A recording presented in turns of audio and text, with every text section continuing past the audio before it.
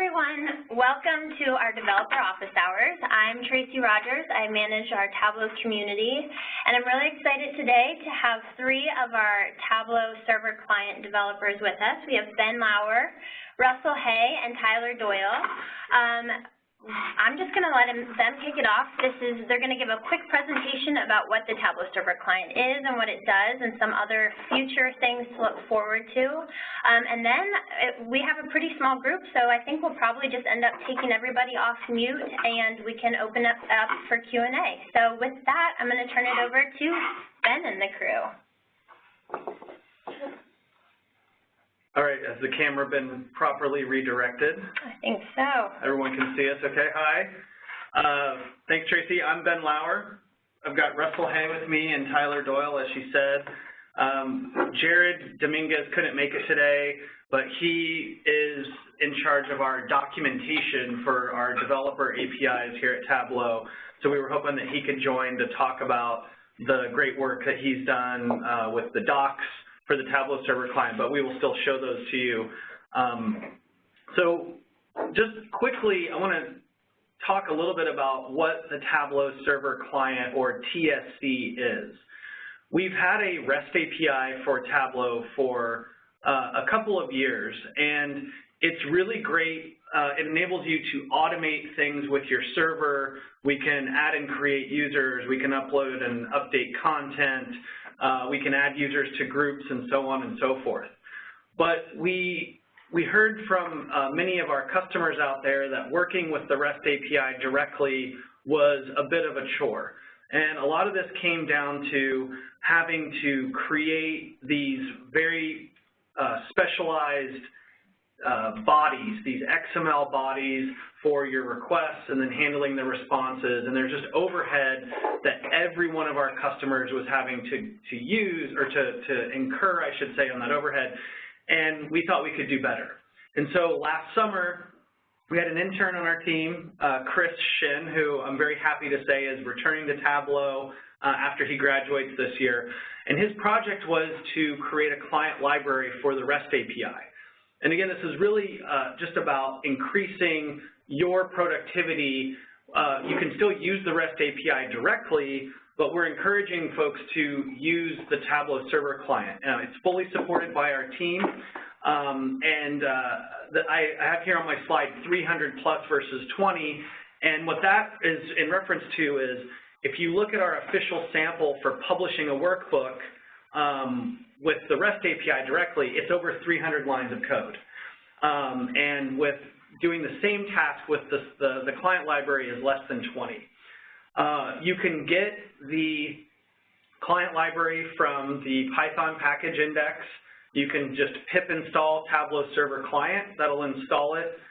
We support Python 2.7, and we support Python 3, is it 3.5 and greater? What is the latest one? I forget. For which?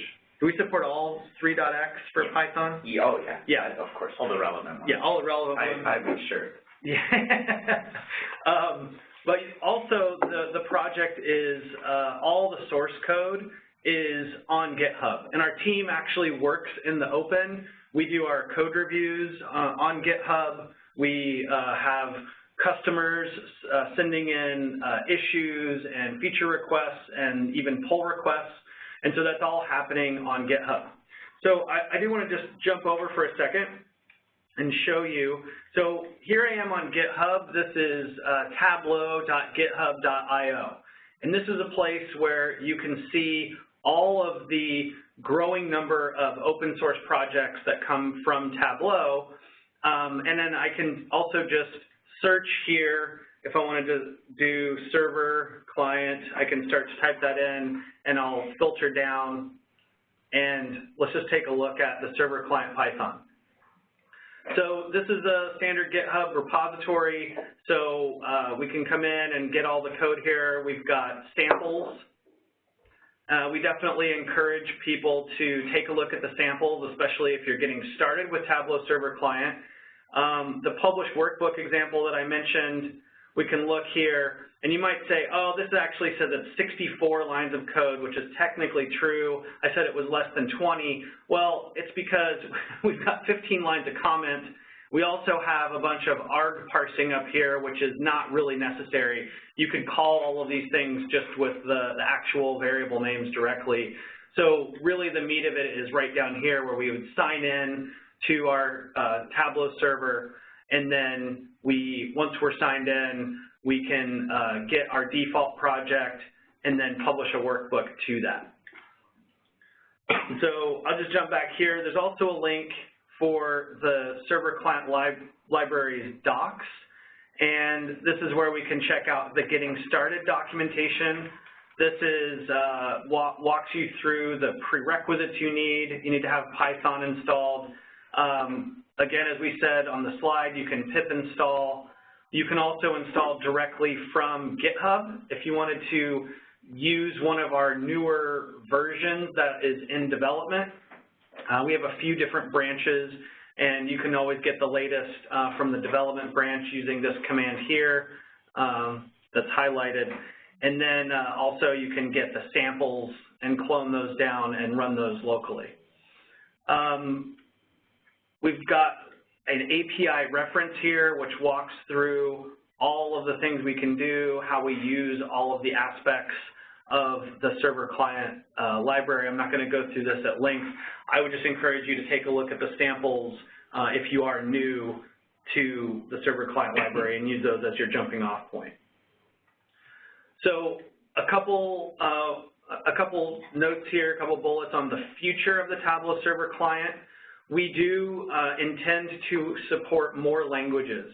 So we are supporting Python today only, but we do intend to support JavaScript, and after that we would look to support Java and then C#. We've heard from partners and customers out there that they would prefer support in those languages in which they're working most frequently. So that is on our radar and things we're looking to do. We do not yet have 100% coverage of the REST API. So the REST API has support for favorites, permissions, revisions, and subscriptions. Obviously, it has support for way more things. We do have support for all the other areas in the client library. We just have yet been able to get favorites, permissions, revisions, and subscriptions supported. So if that's something that's important to you, definitely let us know. If you're super motivated, you could implement that in the server client library and submit a pull request. We would love to see that. And I think with that, that was really just what we wanted to mention to kind of kick off the office hours. And now we would just like to open it up to any questions that the audience might have.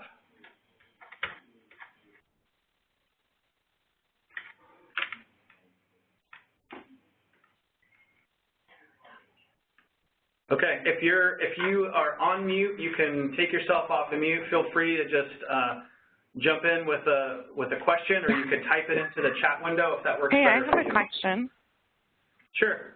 Hello, this is Jen Vaughn. How are you doing? Hey, Jen, great. How about you? Hey, I'm doing well. Hey, I have a question about the REST API, and if this is off topic, you let me know too. It's with regards to knowing when people use REST API. Is there anything like that that you could help educate me on, or do I need to go somewhere else for that conversation? So when you say knowing when people use the REST API, say more about that. Are you trying to just know? Yeah, sure. So from a client server, from a server perspective, for logging those incidents to know when those calls occur. Oh, so you're saying you're looking at the Tableau server logs and you want to know if that thing that was logged was somebody directly, clicking something in Tableau server, or if it was a REST API call? Yeah, if there's something in the repository that could tell me that. So I don't think there's anything in the repository that keeps track of that information. The way that you would be able to see that information, I think, is in the Viz portal logs. Like if you do a zip log, I think it's in there. The Apache logs as well. Yeah, and the Apache logs. Cool, so thanks. The REST API has a very well-formed structure, and it's the only API sequence or call that will look like /. API/2.0 or above. Yeah. So those will all be REST API calls and easy to tell from Apache. Yeah. These protocols don't show up. So. Okay, great. I know that they're in. Did that answer your question, Jen? Yeah, that's all. Thanks. Okay, great.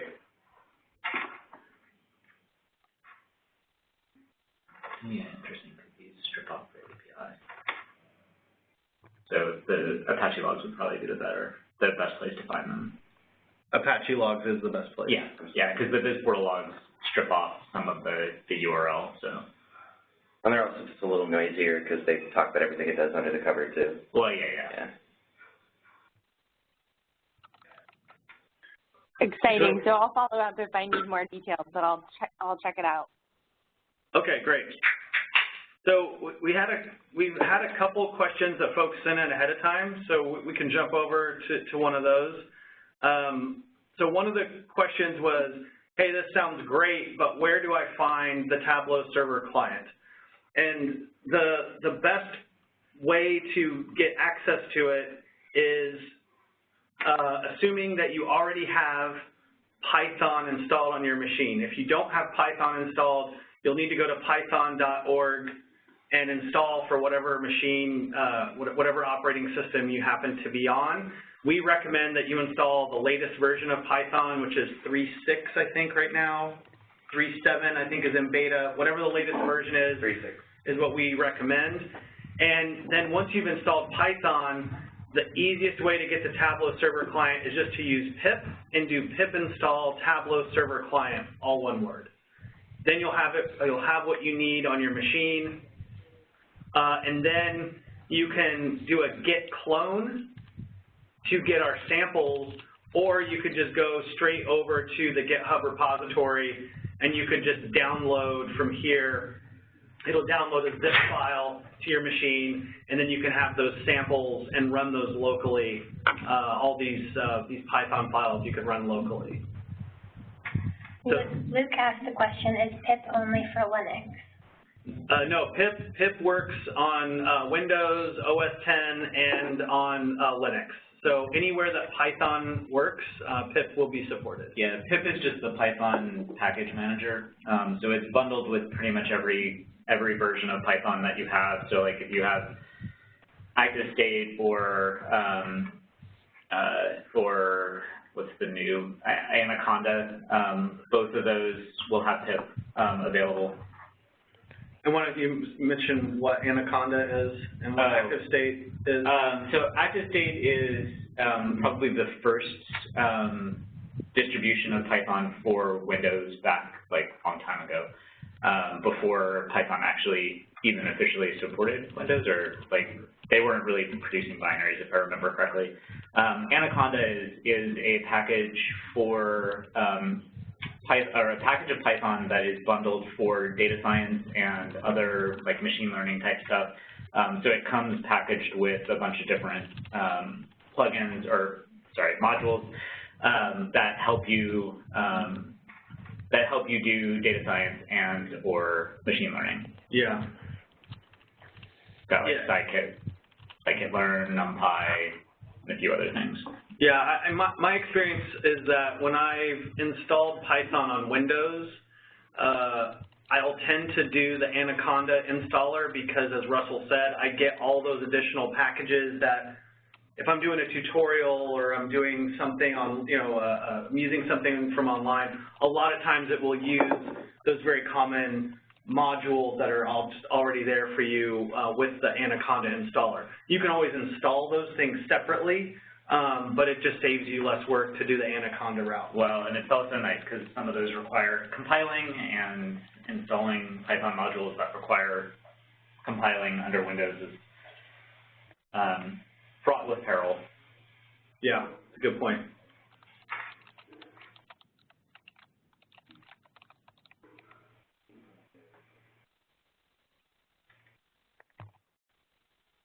So other question that we had submitted ahead of time is we have a few different options for publishing files to Tableau Server. So obviously you can publish from Tableau Desktop, but from an API perspective, we have the REST API, we have something called the Tableau SDK, and then we also have this thing called the Tableau Server Client. And so there's some confusion out there. I don't think we've done a great job of kind of explaining like when to use what. So I would say use the REST API if you want to have full granular control of everything. And of course, if you can't use Python for some reason, or you don't want to use Python for whatever reason, the REST API is still there, it's still supported, you can do that. With the REST API, if you're uploading or publishing very large files, we have support in the API for chunking those into, I think the default is 64 megabytes chunks. And so you have to implement this code to handle that. We actually have another sample. I'll just show you here. We have official REST API samples on GitHub. And if we look at our Python samples for publishing a workbook, you can use this as a starting point. This is where you get into all the, hey, we're setting our file size limit to 64 megs and our chunk size to 5 megs. This detects if your workbook is bigger than that, if it needs to be chunked. So you can see this is a lot of code here. There's a lot going on. But again, if you want to have full granular control, you can do that with the REST API. The Tableau SDK is something that really has two APIs. It has our extract API, which allows you to create Tableau data extracts, and it has something called the server API, which will allow you to publish those extracts as data sources. We are not really pushing the SDK going forward. It's not going away. It's going to continue to be there and be supported. But what we've found is that a lot of the issues that people were having with the SDK and the server API in particular and publishing, we've addressed those with the Tableau Server Client. So we had a few customer requests come in the last couple months, and there were some issues with the server API. We said, hey, use the Server Client library, and everything was fine and fixed there. So I would say the Server Client library is the thing that we're really focusing on going forward. And so that we've already baked in kind of behind the scenes, handling those large files and chunking those and doing the right thing. Anything you guys would add to that? Okay. Another question from Mike Wall is, what's our timeline for the additional languages? And also, what is the priority if not at the same time? So I would say the timeline for the additional languages, the best I can say on that is it's something we're looking to do this calendar year. Our team has a lot on our plate. We have a lot of APIs, and we're starting to focus more, or we're focusing more and more on the developer platform aspect of Tableau. So the new language support for the Tableau Server Client isn't our team's top priority. It's a priority for the Tableau Server Client, but we're just sort of juggling those priorities. But it is something I think I would expect to see us add new languages this calendar year. I just can't be more specific than that right now because we just don't know.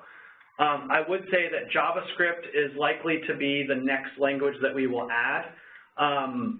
We did I'll say a pre-alpha, super bare bones version of the server client in JavaScript that we shipped with our custom portal sample that's on GitHub, but that is just like sign in, get workbooks, and update favorites or something like that. Like there's just get favorites. Get favorites. Yeah, we didn't do anything. We didn't even set favorites, right? Yeah, we didn't do anything that would actually change the server. It was all just retrieving information. Right. So that's there. Again, it's super bare bones. But JavaScript will be the next language we'll do, and we're going to try to do it in a way where it will work in the browser as well as on the server with something like Node.js. After that, I think Java would be our next language that we would prioritize, and then C#. And so Mike would love to hear from you if you have a request for one of those languages or other languages. If you can help let us know what you'd like to see. You know, we actually, I'll just show here on GitHub.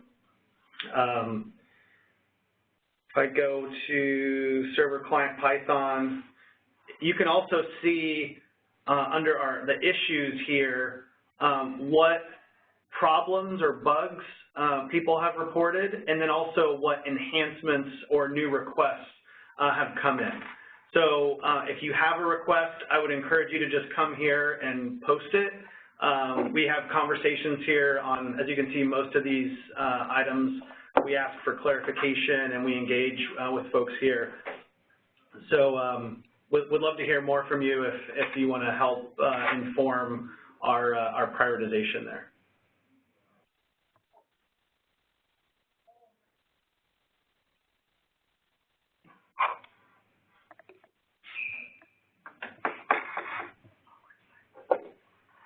We're just waiting for questions, right? We're just sitting here, like, seeing if there's more questions. Anything you guys would add, like, just from your perspective, you know, working on this, and like, what have you seen or what have you heard from customers? I can say that we have, what is it, 6 contributors? Oh, yeah. Maybe 7? These are external? Yeah, well, let's see. 1, 2, 3, there's more than that, though. We've had a bunch on the document API. Yeah. But we do have, well, and he's internal. He doesn't count. I'm counting these both as external. Okay, fine. He's a sales consultant. Yeah. So 2 external contributors, and we've merged all external contributions. So we definitely do take a lot of pull requests. The doc API is very similar. That has actually a couple more different folks, some of whom are very active. Yeah. And so don't be afraid. I believe it was this guy's first, I know, but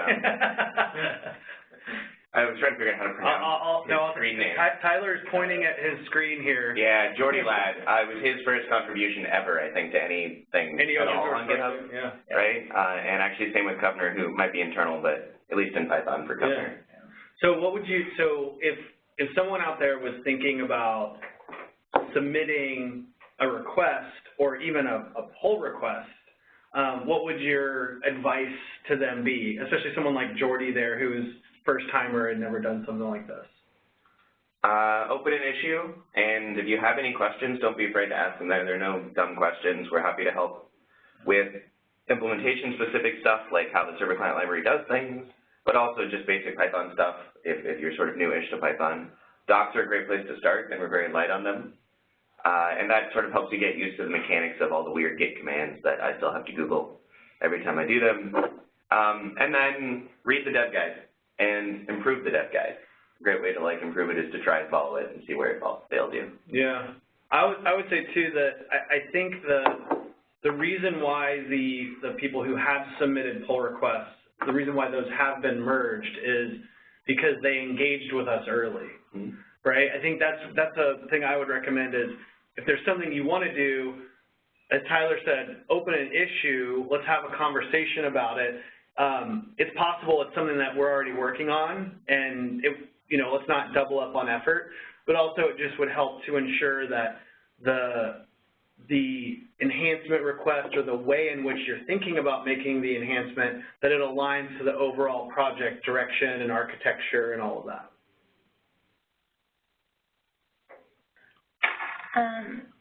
So would you say that the best way to upvote a feature in GitHub would just be to comment on the issuer request? Yeah, I think you can just comment, or even if you're like, if you want to just do something really quick, just a +1 or up thumbs up, which is the +1 symbol. Yeah. Just give that, and that'll help us prioritize things. What is the most requested item that Tableau developers work on? From Jen. Most requested item for the server client, or ever? Just like in general for Tableau? Sorry, can you repeat that? You can give me that too if you want. She said for server client. For server client, I think the thing that I hear most often is, when are you going to support more languages? I think that's generally the thing that we hear. I think the second to that is permission, because, permissions are complicated. And as for the REST API, like, I know the thing that, like, I see most often is, like, hey, can we trigger extract refresh? Oh, absolutely. That came up with a customer I was in a meeting with yesterday. Pretty much constantly. So that is hopefully coming soon. Yeah, triggering an extract refresh from the REST API is definitely a big request. But as far as like something that's requested most frequently across all of Tableau, 8.3 was Kerberos.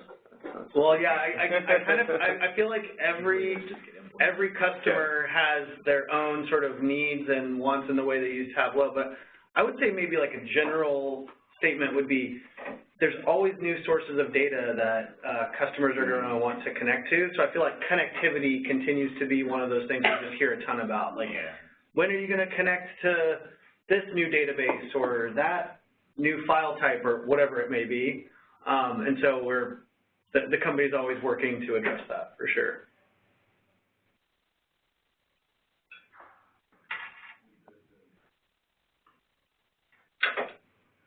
It looks like some people are starting to drop off. Are there any questions that you wanted to ask the audience, get feedback on?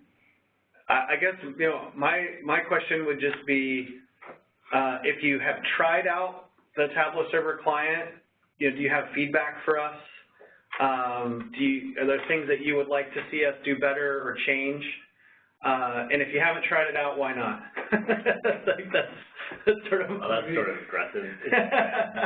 I'm kidding, of course. I think the language, the Python only, is probably the thing that often I hear prevents folks from trying it out.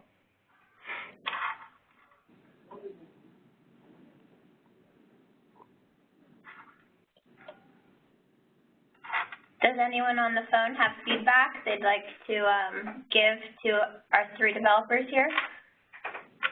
I'd say the Python part of it was big for me too, but I did download it, and being not really having read a book or even worked with it, it wasn't all that scary. So hopefully others will try it too, and I'm looking forward to the simplicity. So and logging. So thank you for that. I do have to head out, but hopefully that was helpful for you guys. Yeah, thanks, Jen. I appreciate it.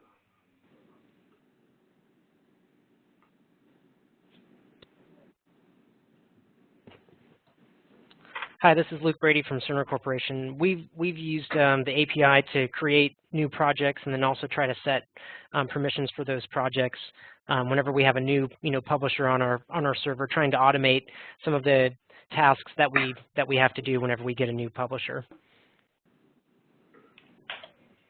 Okay, great.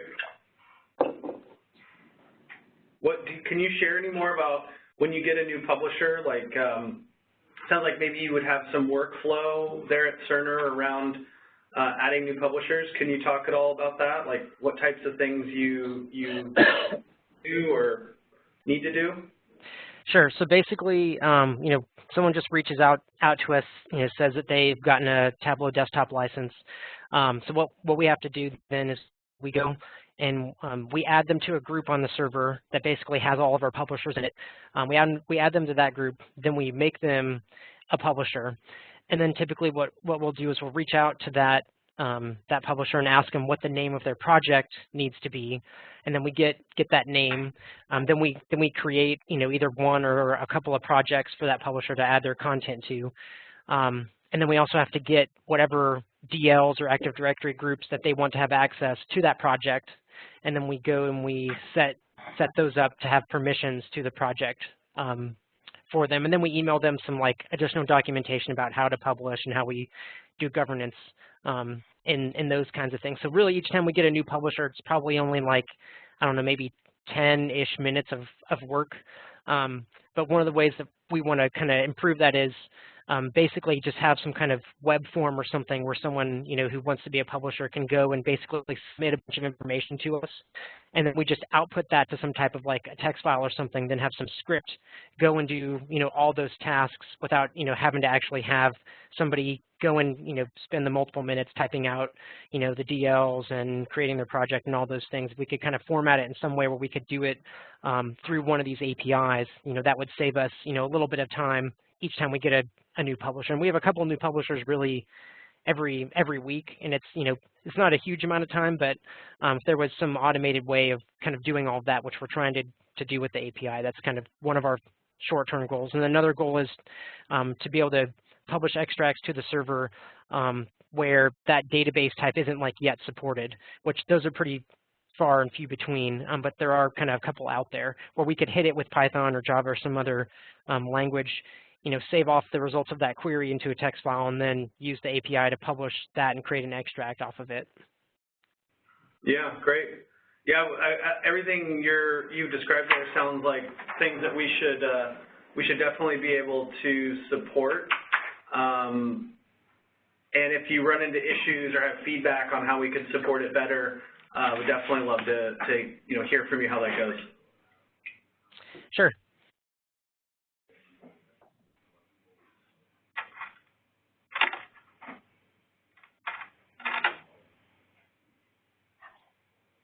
Are we kind of out of questions? I think so. Did anyone else have any other feedback they wanted to share or specific questions?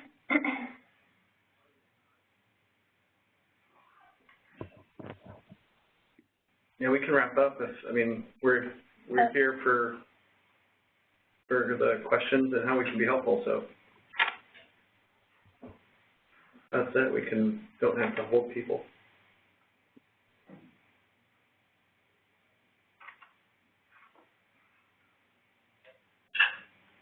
Okay.